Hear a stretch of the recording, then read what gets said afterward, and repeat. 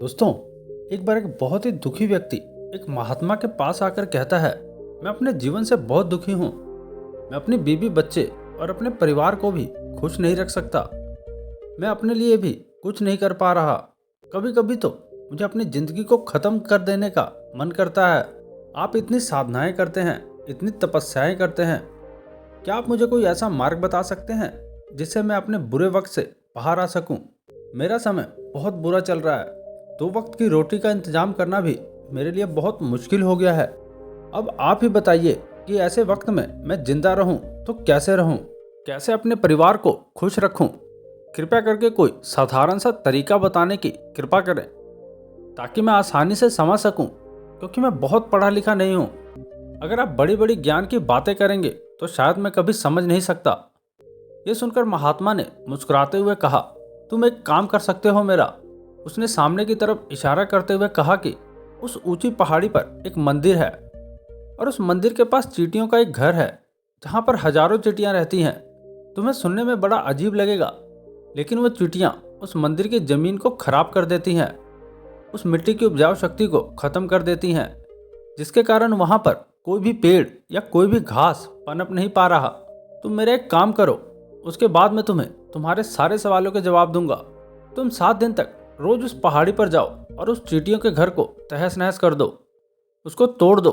जब भी तुम्हें कोई चींटियों का घर दिखे उसे वहीं पर तहस नहस कर देना, लेकिन याद रहे घर को तोड़ने में कोई भी चींटी मरनी नहीं चाहिए। इस बात को समझने का प्रयास करते हुए वो युवक वहां से चला गया। शायद उसको कुछ समझ नहीं आया था कि महात्मा जी ऐसा क्यों कह रहे हैं। वो तो उन चींटियों पर अन्याय कर रहे हैं, उनका घर तुड़वा रहे हैं, उन्हें नुकसान पहुंचा रहे हैं। आखिर कौन महात्मा ऐसा करेगा? लेकिन फिर भी उस महात्मा की बात मानते हुए वो अगले दिन से ही पहाड़ी पर जाना शुरू कर देता है। जब वो पहले दिन पहाड़ी पर पहुंचता है तो देखता है कि बहुत सारी चींटियां अपना खाना जुटाने में लगी हुई हैं। सारी चींटियां कतार में चल रही थी और अनाज के छोटे छोटे कण उठाकर अपने घर में जमा करती जा रही थी। ये देखकर पहले तो उस युवक का मन कमजोर पड़ गया। उसने सोचा कि ये इतनी मेहनत करके अपना घर भर रही हैं और मैं इनके घर को तबाह कर दूंगा तो इनको कितना बुरा लगेगा। लेकिन फिर उसने उस महात्मा की बात याद करते हुए उस घर को तोड़ना शुरू कर दिया। जल्द ही जल्द चींटियों में हाहाकार मच गया। वो इधर उधर दौड़ने लगी। अभी तक जो वो कतार में चल रही थी वो भी बिखर गई और इधर उधर अपनी जान बचाने के लिए भागने लगी। थोड़ी देर में घर टूट गया और सारी चींटियां इधर उधर छुपने के लिए भाग चुकी थी। ये करने के बाद युवक दुखी मन से वापस अपने घर पर लौट आया। उसका मन परेशान था, दुखी था, पश्चाताप से भरा हुआ था। फिर उसने अपने बिस्तर में रात में लेटे लेटे सोचा कि अब तो उन चींटियों का घर तबाह हो चुका है। अब वो वापस जाने का प्रयोजन क्या है? अब क्या फायदा होगा? क्योंकि चींटियों का घर तहस नहस करने के लिए महात्मा जी ने ही कहा था, जो मैं कर चुका हूं। लेकिन फिर कुछ सोचकर अगले दिन उसने फिर से जाने का निश्चय किया और अगले दिन सुबह सुबह उठकर वो वापस उसी पहाड़ी पर पहुंच जाता है। पहाड़ी पर पहुंचकर वो उसी जगह पर पहुंचता है जहां पिछले सुबह उसने घर को तहस नहस कर दिया था। लेकिन वो ये देखकर चौंक जाता है कि उन चींटियों ने फिर से अपना घर उसी जगह पर बना लिया था। अब वो फिर से अपने घर के सामान को इकट्ठा करने में जुटी हुई थी। उस आदमी को देखकर लगा कि ये चींटियां कितनी मूर्ख हैं। इनको पता है कि कल ही इनका घर इसी जगह पर तबाह किया गया है और वो उसी जगह पर उन्होंने अपना फिर से नया घर बना लिया है। ये सोचकर वो आदमी हंसने लगा। लेकिन फिर से महात्मा की बात याद करते हुए उसने उन चींटियों का घर फिर से तबाह करना शुरू कर दिया। फिर से उन चींटियों में हलचल मच गई और थोड़ी देर में वो चींटियां इधर उधर अपनी जान बचाने के लिए भागने लगी। कुछ ही देर में उनका घर फिर से नष्ट हो गया और युवक थोड़ा संतोष के भाव से हुआ। इस बार तो मैंने अच्छी तरह से उसका घर तबाह कर दिया है। अब तो वो चींटियां यहाँ पर अपना घर बना ही नहीं पाएंगी। इसलिए उसने जाने से पहले उस घर पर ठंडा पानी भी डाल दिया ताकि चींटियां वहां पर अपना घर ना बना सकें। और इस तरह अपना कर्म पूरा करके वो युवक फिर से घर लौट आया। आज रात सोते वक्त फिर से वो इंसान यही सोच रहा था कि क्या महात्मा ने यह सही काम करवा रहे हैं? क्या किसी का घर तबाह करना किसी सिद्ध पुरुष को शोभा देता है? क्या हो अगर वो महात्मा सिद्ध पुरुष हो ही ना? क्या होगा वो मुझे बेवकूफ़ बना रहे हों? लेकिन फिर उसने निश्चय किया कि मैं अपने काम को पहले पूरा कर लेता हूँ। उसके बाद ही पता चलेगा कि महात्मा मुझे ऐसा करने को क्यों कह रहे हैं। यही सोचकर वो रात में सो जाता है। अगले दिन सुबह उठकर फिर से वो उसी पहाड़ी की ओर निकल जाता है। पहाड़ी पर पहुंचकर वो उसी जगह पर पहुंचता है जहां पर उसने घर को तबाह कर दिया था। और वह देखकर खुश हो जाता है कि वहां पर कोई भी घर नहीं था। सारी चींटियां वहां से भाग चुकी थी।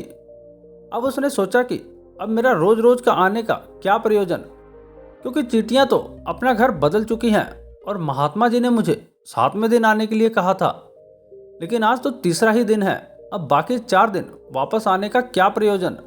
और यही सोचकर उसने निश्चय किया कि यहाँ से वो सीधा उसी महात्मा के पास जाएगा और उनको ये सारी खबर बता देगा। जब वो वापस मुड़कर उस पहाड़ी से महात्मा की कुटिया की तरफ जाने लगता है तो उसने देखा तो अचानक उसकी एक नज़र एक घरौंदे पर पड़ी जो चींटियों का ही बनाया हुआ था। मतलब कि वो घरौंदा चींटियों ने ही बनाया था और अब वो चींटियां नए घर में वास कर चुकी थीं। ये नया घर उनके पुराने घर से थोड़ी ही दूरी पर था। और जब उसे युवक की नज़र उस घरौंदे पर पड़ी तो उसने सोचा कि शायद महात्मा को पता था कि ये चींटियां अपना घर यहाँ से बदल कर किसी दूसरी जगह पर बना लेंगी, इसलिए उन्होंने मुझे 7वें दिन आने के लिए कहा था। और ये विचार करके वो उसका नया घर भी तोड़ने के लिए पहुंच जाता है। जब वो वहां पहुंचता है तो चींटियां उसी तरह अपने कार्य में लगी हुई थीं और अपने लिए खाना इकट्ठा कर रही थीं और अपने घर में जमा करती जा रही थीं। जो पुराना घर टूटा था वहां भी अनाज के कारण बचे हुए थे और चींटियां वहां से भी अनाज इकट्ठा करके वापस अपने नए घर में ला रही थी। अब यहाँ पर फिर से युवक का मन थोड़ा कमजोर पड़ गया, क्योंकि वह खुद भी कमजोर था, खुद भी वक्त का मारा हुआ था। इसलिए उसके मन में उन चींटियों के प्रति दया का भाव उमड़ रहा था। उनके ऊपर उसे दया आ रही थी। वो चाहता था कि वो उनकी मदद करे, लेकिन वो उल्टा उनको नुकसान पहुंचा रहा था। लेकिन उस महात्मा की बात को याद करते हुए उसने फिर से उस घर को तोड़ने का निश्चय किया और उसने इस बार बड़ी ही सावधानी के साथ बिना किसी चींटी को कोई नुकसान पहुंचाए वो घर तबाह करना शुरू कर दिया।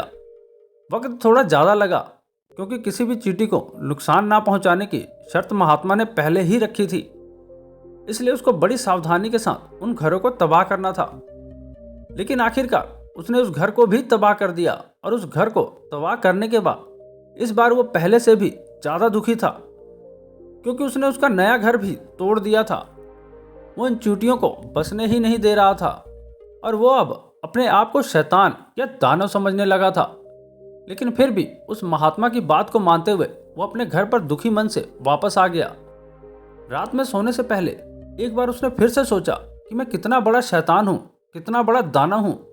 पुराना घर तो छोड़ो, मैं उन चींटियों को कहीं भी बसने के लिए कोई जगह नहीं दे रहा हूँ। वो चींटियाँ मेरे बारे क्या सोचती होंगी, वो कितना दुष्टकारी होंगी उस परमात्मा को जो मेरे द्वारा ये काम करवा रहा है।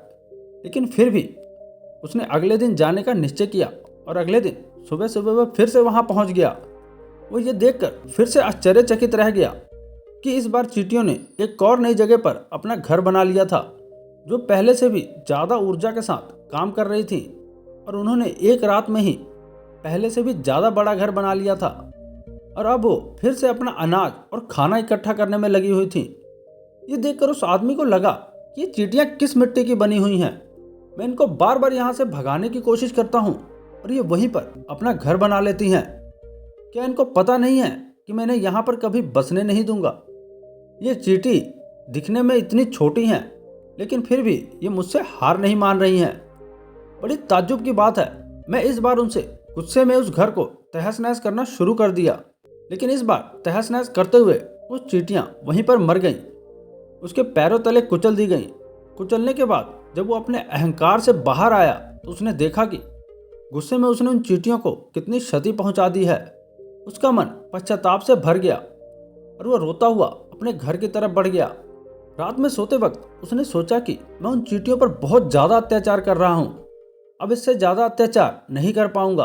और यही सोचकर वह अगले दिन उन चींटियों के लिए अपने घर से थोड़ा आटा लेकर उसी पहाड़ी पर पहुंच जाता है। आज उसके मन में उन चींटियों के प्रति श्रद्धा का भाव था, दया का भाव था। आज वो उसकी मदद करना चाहता था। जब वो वहां पर पहुंचा तो चींटियां फिर से अपने नए घर को बनाने में जुटी हुई थीं। उसने बड़ी ही करुणा के साथ उस चींटियों को अपना लाया हुआ आटा खिलाया और अगले 3 दिनों तक वह ऐसा ही करता रहा। वो रोज सुबह जाता और उन चींटियों को अपने ही हाथों से आटा खिलाता। 7 दिन के बाद वो युवक उस महात्मा के पास पहुंचकर हाथ जोड़कर बोलता है कि हे महात्मा जी, मुझे माफ कर देना। मैंने उन चींटियों का घर तबाह करने के लिए बहुत कोशिश की। मैंने उनका घर तबाह भी किया। एक बार नहीं, 4 बार मैंने उनका घर तोड़ा। उसके बाद मैं हिम्मत नहीं कर पाया, उनके घर को नहीं तोड़ पाया। मैं समझ सकता हूँ कि मैंने आपका काम पूरा नहीं किया और इसके बदले आप मुझे वो तरीके भी नहीं बताएंगे जो मुझे मेरे बुरे समय से बाहर निकाल सकते हैं। लेकिन मुझे इसका कोई खेद नहीं है। मुझे लगता है कि मैंने जो किया वो सही किया, इसलिए मैं आपसे आज्ञा लेकर वापस जा रहा हूँ। कृपया आप मुझे वापस जाने की आज्ञा दें। ये सुनकर महात्मा ने मुस्कुराते हुए कहा कि अरे रुको बेटा, कहाँ चल दिए? रुको तो सही, जलपान तो कर लो थोड़ी देर, उसके बाद चले जाना। और ये कहकर वो महात्मा उस युवक के लिए पानी लेकर आते हैं। पानी पिलाने के बाद महात्मा उस युवक से पूछते हैं कि तुम मुझे ये बताओ, आखिर तुम उन चींटियों का घर तबाह क्यों नहीं कर सके? वो चींटियां तो छोटी छोटी हैं और तुम इतने विशाल काले हो, फिर भी तुम उन छोटी छोटी चींटियों का घर तबाह नहीं कर पाए। कहाँ है तुम्हारी शक्ति, तुम्हारा बाहुबल? इसका जवाब देते हुए उस युवक ने कहा, हे महात्मा, मैंने उन चींटियों का घर तबाह कर दिया था, बार बार किया था। एक बार तो अपने गुस्से में मैंने उन चींटियों को भी बहुत हानि पहुंचाई। लेकिन जिस दिन मैंने उनको हानि पहुंचाई, उसी दिन मेरे को लगा कि मैं इनको क्यों हानि पहुंचा रहा हूं, क्यों इनको इतनी तकलीफ दे रहा हूं। मैं उसी दिन से अपनी क्षति पहुंचाने की बजाय, नुकसान पहुंचाने की बजाय उनकी सहायता करना शुरू कर दिया। ये सुनकर उस महात्मा ने कहा कि यही तो सीखने की बात है। एक छोटी सी चींटी हमें जीवन का संदेश दे जाती है। मैंने तुम्हें उन चींटियों का घर तबाह करने के लिए नहीं भेजा था, मैंने तुम्हें भेजा था ताकि तुम उन चींटियों से कुछ सीख ले सको।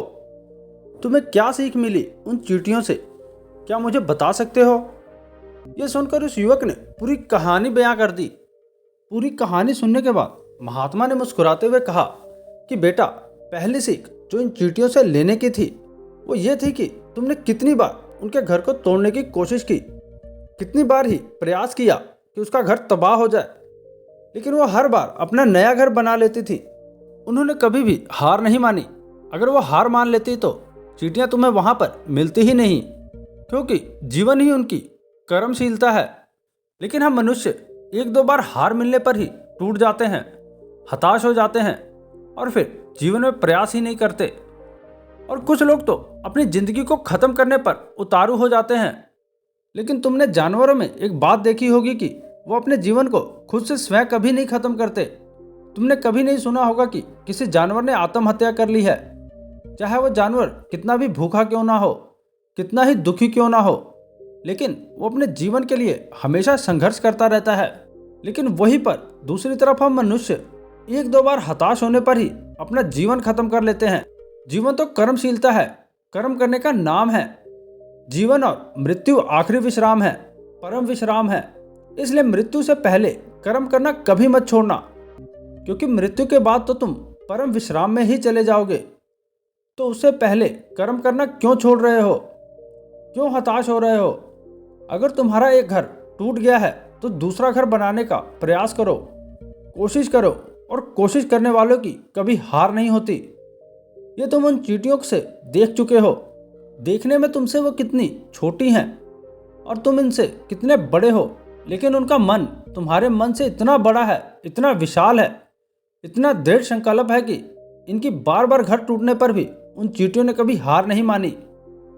दूसरी सीख यहाँ से लेने की थी कि वो ये थी कि जब भी हमारे ऊपर बुरा समय आता है, हमें लगता है कि ये समय कभी नहीं जाएगा, ये समय मेरे जीवन को बर्बाद कर देगा, मुझे कभी नहीं जीने देगा। और अपने इन्हीं ख्यालों से, अपने इन्हीं विचारों से, जिनका असलियत में कोई भी अस्तित्व नहीं है, वो सिर्फ विचार हैं, और वही विचार हमारे मन को दुखी कर देते हैं। इसलिए हम प्रयास करना भी छोड़ देते हैं। लेकिन तुम खुद सोचो कि बार बार प्रकृति हमें क्षति पहुंचाएगी, नुकसान पहुंचाएगी, लेकिन कब तक पहुंचाएगी? अगर हम बार बार फिर से उठ के फिर से नया प्रयास करते रहेंगे तो प्रकृति भी हमारे सामने घुटने टेक देगी, और वो भी एक दिन हमारे ऊपर दयावान हो जाएगी, कृपालु हो जाएगी, और वो हमें सब कुछ देने लगेगी जिसकी हमने कभी कामना की थी। तुमने खुद देखा होगा कि तुम उन चींटियों को तबाह करने के लिए पहुंचे थे, लेकिन बाद में तुम इन चींटियों को अनाज और आटा देने लगे। तुम ही उन पर कृपालु हो गए। क्यों हुए? क्योंकि तुमने देखा कि वो चींटियां हार नहीं मान रही हैं। इसी तरह अगर तुम भी अपने जीवन में कभी हार नहीं मानोगे तो एक ना एक दिन ये प्रकृति तुम्हें वो सब देगी जो तुम अपने जीवन में पाना चाहते हो।